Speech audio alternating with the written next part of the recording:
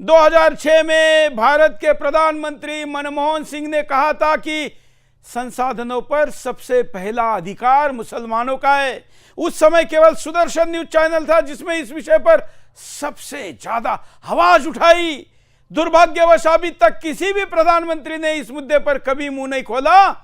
लेकिन 2000 के चुनाव में, 2024 के वर्तमान चुनाव में देश के वर्तमान प्रधानमंत्री नरेंद्र मोदी जी ने आखिर इस विषय पर बोलकर करोड़ों हृदय के अंदर जो ज्वालामुखी धधक रहा था उसको खुला कर दिया है।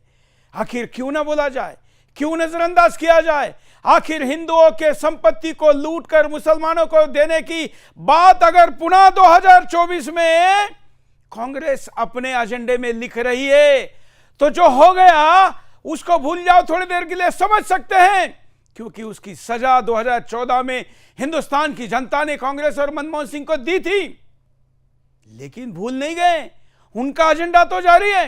वो तो इस बार भी घोषित छपे हुए घोषणा पत्र में भी वही बात कह रहे, और इसलिए प्रधानमंत्री ने उस पर आपत्ति करते हुए इस बात पर बड़ा ही जबरदस्त कटाक्ष किया है, हमला किया है, वार किया है, आक्रमण किया है और इनको नंगा कर दिया है। और इसलिए आज के बिंदास बोल में इसी मुद्दे पर हम बात करेंगे, क्योंकि 2024 आते आते पहले प्रधानमंत्री जिन्होंने खुलकर इन बात पर अपनी बात को चुनावी सभा में कैमरे के सामने माइक पर लाइव में करोड़ों लोगों के सामने कहा है, उन लाखों लोगों की परवाह करे बगैर जो इस मुद्दे पर छाती पीटकर विक्टिम कार्ड खेलेंगे। सच बोलना चाहिए और सच किसी भी कीमत पर बोलना चाहिए, यह सुदर्शन हमेशा कहता है।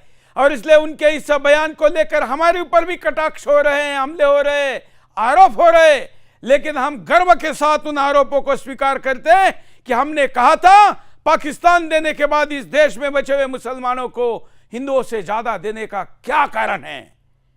अगर अब हमारे मत से प्रधानमंत्री सहमत है, देश की करोड़ों जनता सहमत है, तो आज का यह अनुपात कल बदलेगा और जो गलती इतिहास में हुई थी उसको ठीक किया जाएगा। यह आशा व्यक्त करते हुए हम लगातार बोल ही रहे हैं, चाहे हमारे साथ तब कोई बोले ना बोले, विरोध करे, विरोध कर पर हम पर कार्रवाई भी क्यों ना करे, लेकिन हम इस देश के संपदा का लूट नहीं होने देंगे।